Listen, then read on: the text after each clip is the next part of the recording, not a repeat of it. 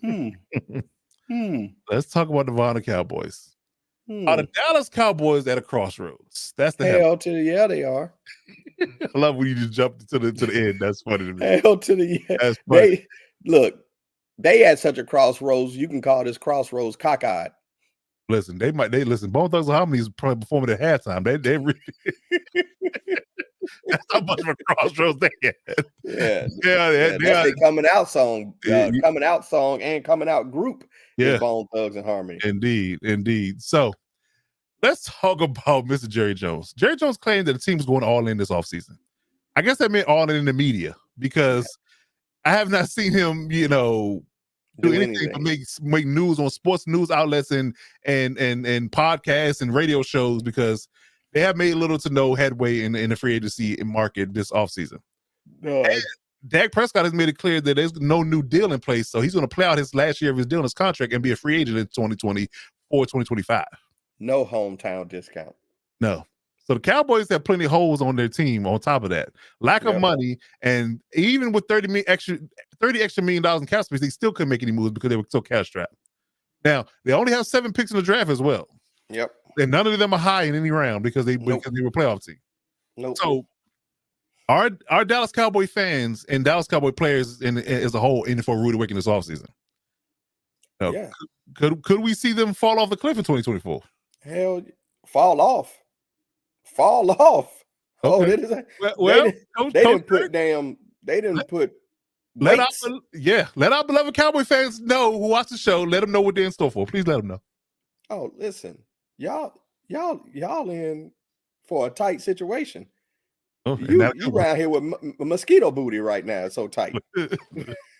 Y'all in for a dangerous situation because here's the thing: you're not going to find the caliber of rookies to come in and replace the people that you have to make decisions on. You're in a tough situation right now. You have walked into go ahead. No, I'm just gonna say I'm just gonna let them know where they lost while you're talking. Yeah, you've walked into a storm, an electric storm, wrapped in metal and aluminum foil. You're out there in an electric storm waiting to get hit because, again, if you look at what's on the screen, hello, somebody. You right now do not have a running back that has over, let me be generous, has over 200 carries in totality on the roster right now. You don't. Okay, that's number one.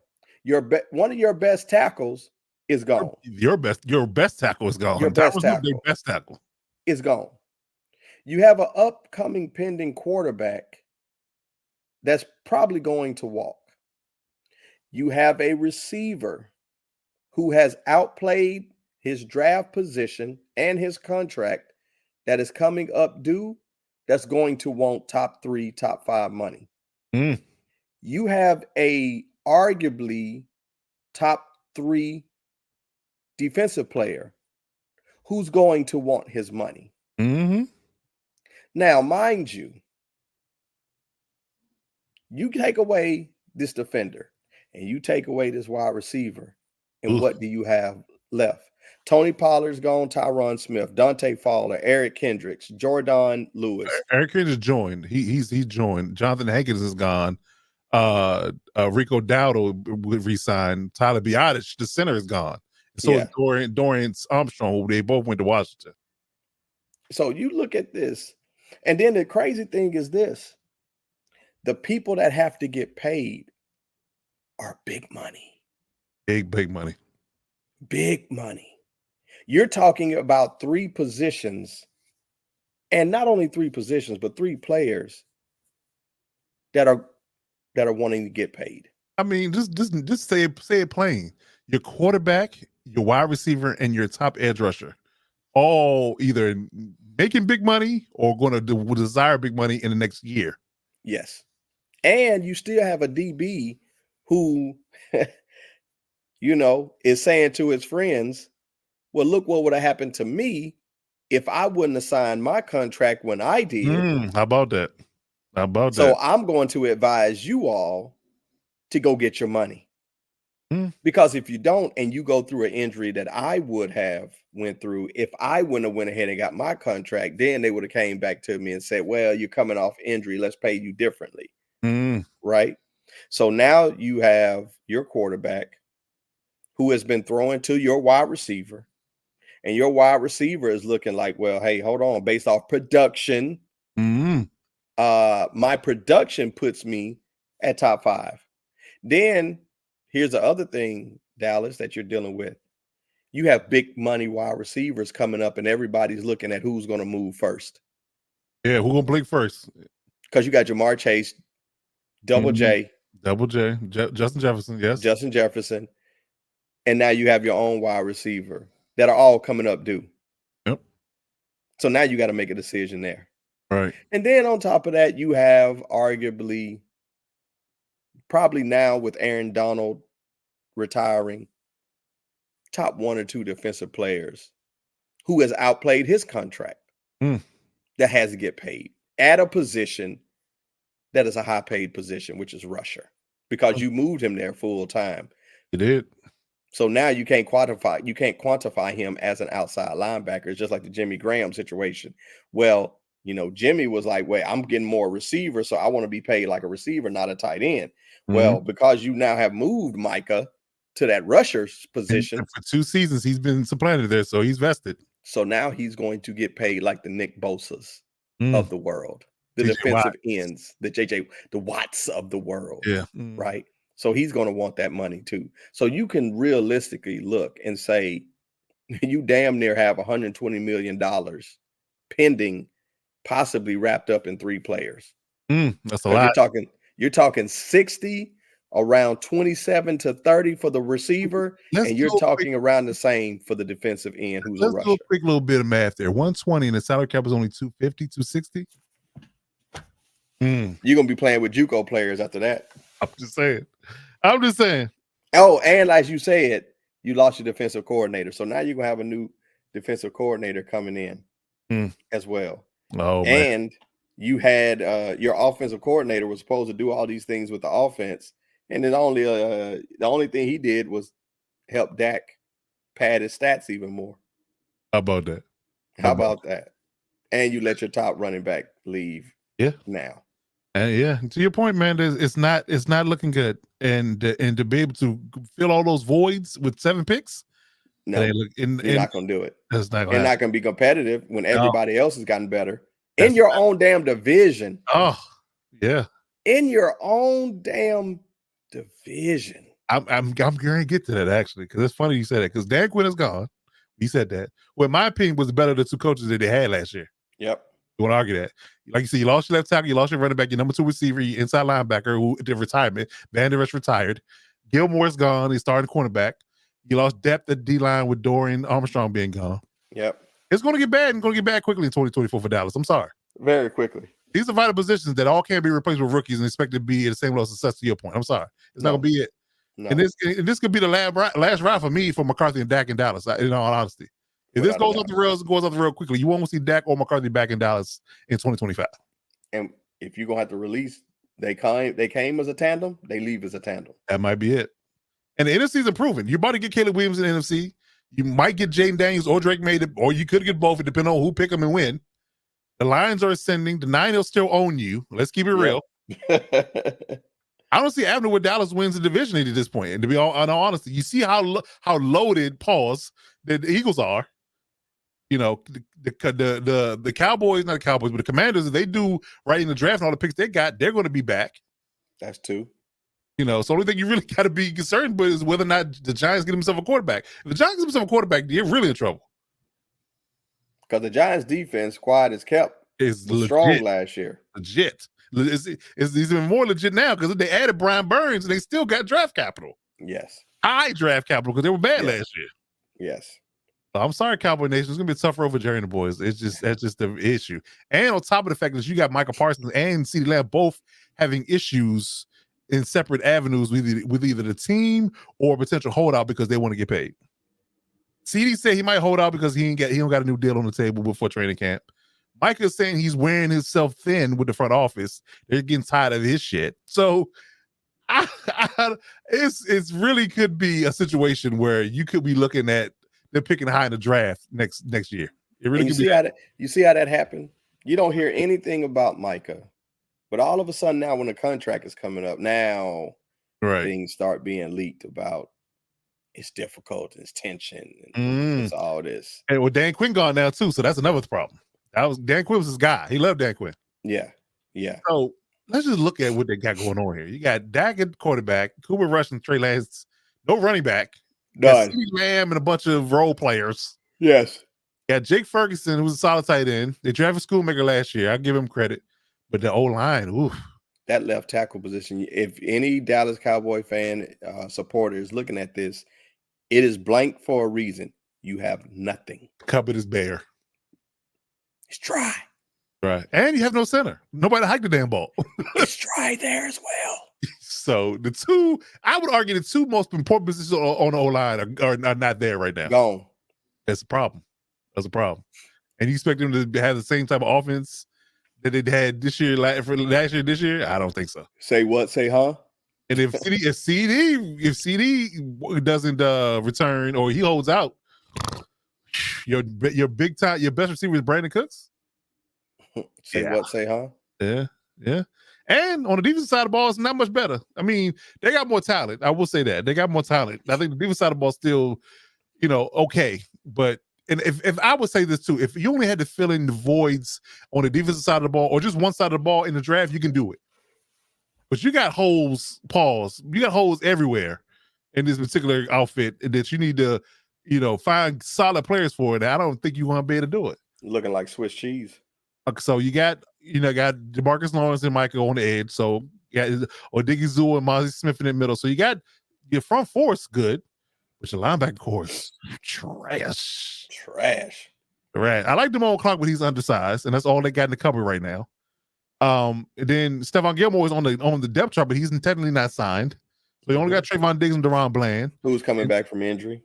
Right. And then you got Donovan Wilson and Javon Curse and Malik Hooker in the secondary. So I mean, it's a decent secondary, but again, no linebacking core, and no depth at D line, none. So yeah, it's looking a little rough there for the boys. If I had to say that, to in his own point again, and go back to the draft capital. This is the picks they have. They have 7 picks. You got the 1, 2, and 3. Then no fourth. They got a compensatory 5th, and compensatory 6th, and 2 7s. If this is what you call going all in, listen, I don't want to play with you in Vegas. I don't. I don't want to bet nothing with you in Vegas. I don't. None, not at all. So I'm sorry to tell you, Cowboy fans, it's time to consider. It's time to hit the panic button. It's time to hit the abandon ship button.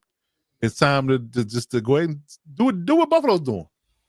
Yep. Do what Buffalo's doing. Tear it down. Wholesale. Tear it down and go young. Yep. Tear it down and go young. So either do that actively, even consider this is a consideration because I don't think you'll get much for DeMarcus Lawrence. I would consider trading Michael Parsons. I would consider trading Michael Parsons, paying CD, and let Dak walk. Use that money, maybe do a sign and trade deal with somebody else that he can go to at the end of the season, and figure that out. But and get yourself a young quarterback, and then you can use that money that Dak was getting paid, and put and fill back those positions that you're missing. Yep. Because short of that, they can't keep going down this road and expect it to be anything better than what they are now. I really think it's going to be a drastic decline for them. Yes. So we'll see. We will see. But I got a bad feeling about the whole idea what Dallas is going to be this year. Mm-hmm. I'd say if you had to pick them, where they to finish in the division, where his division had to pick it right now. Right now, looking at this, bottom, or Giants finish above them, with Daniel Jones at quarterback, I ain't go that hard, but I think it's close. I think it's the Eagles, Commanders, the Cowboys, and the Giants, but it's close. Like it might be 5 wins versus 6, that kind of deal. I say I saw what Alex said. And the reason why I'm saying I give the Giants a nod ahead is because the Giants' depth and returning pieces. There isn't as much turmoil It's not. and contention. No, it's not. No, you're right. From an emotional and personal place like it is in Dallas. True. And we've seen, listen, one thing we've seen with Dallas, family members tell everything that's going on. Oh, you get all the tea from the family members. And when you have that, when you have people firing off as family members and pointing fingers to each other, at each other, yeah, that's not something you can coach up. That is something that is contentious. And when you're dropping to your best, when you're saying your best defensive player, there's tension there and getting tired of the front office. And now you have your top receiver thinking about, should I or should I not show up until I get a contract, an extension? And your quarterback is also like, well, as it stands right now, I'm walking. I'm playing this year out, and then I'm walking. And he's going to be a ripe Chris, 31 years old. So he's going to get another big contract. Dallas was a soap opera that our parents watch, and I'd be damned. It seems like it, right? You seem like the soap opera more than the football team, right? Hell yeah. Dallas' point, they're more about the brand of Dallas than actual football on the field. That's for sure. And that's what Dallas fans can't get in their head. We all get, I guess you could say, exhausted with Dallas fans with their delusional takes, right? Because they think that they're always in the running, but it's not about winning championships. It's just about having a good product on the field enough that you generate the money because you're America's team. America lied to you. It did. Well, not about a lot of things, but it's a whole no conversation. But yes, that's the issue, and that's always gonna be the issue. And I think it's gonna be a really quiet season for the Cowboys and the Cowboys fan base. Yeah, they're not gonna be chirping as hard because I think they see the writing on the wall. Yep. That's a good one. They're like Raiders, acting like the ish don't stink. They haven't been good in decades. You're right about that. They're still holding on to wins 20 years ago, almost 30 years ago. That's a fact. Raiders fans and Cowboy fans smoke from the same crack pipe. What's that movie that had the two dogs that was eating the spaghetti together? Oh, Lady and Tramp. Yeah, they smoking. They doing that with a crack pipe. They got both. They got the crack pipe right in the middle, smoking from both ends. That was more kicky than I wanted to go, but all right. Yes, Alex, America's lied to you. That big star in the middle of the sky has faded. It really has. They got an eclipse. They're looking at an eclipse right now. Right. It's definitely the shadow. The shadow over the stadium is definitely looming right now. It's going to be like that for another year at least. Yeah. At least, hell, it might be there to Jerry Soder's team. And especially because they don't have the Eagles money person working these contracts. Well, they got Jerry Jones running the show. This ain't oil. It ain't. It ain't oil money. You're not J.R. Ewing, sir. Yeah. If you know, that's a throwback right there, boy. If that was JR running it, I'd be damn. This will all be fixed right now. Yeah, Google it if you don't know what I'm talking about. Google J.R. Ewing. Come in with that 10-gallon. Yep. You know what we talk about. We talk about J.R. Ewing. So yes. You went back on that, sir. I did. A little throwback. J.R. Ewing. Yes. So JR would have rolled up on that damn brown horse. Tell him. That was a man. JR was a man back in the day. JR was cold with it, boy. Oh boy, cold as ice. Twice as nice. I'm here to tell you. But yeah, so Cowboy fans, we're gonna pray for you.